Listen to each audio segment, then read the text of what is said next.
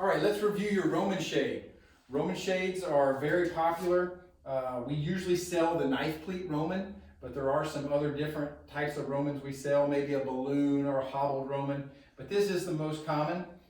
Fortunately, the one that we sell, our manufacturer gives us a free cordless option. So there's the back of it. You'll always have cords that are a little bit visible on the back, okay?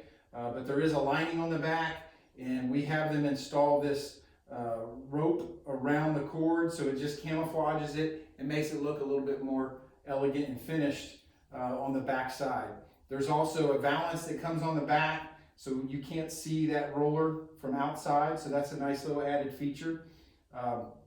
There's a little loop here on the bottom that you just pull, and then that will allow the shade to go up, okay? So you just pull the shade down, operate it. You know, it does have, whenever you're dealing with fabric, it's not completely pressed. You know, there is a little bit of wrinkling here or waviness. That's normal on Roman shades.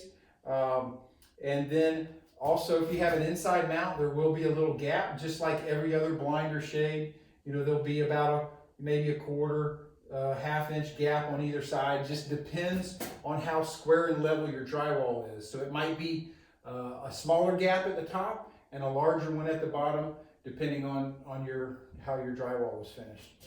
But that's pretty much it for the Roman shade.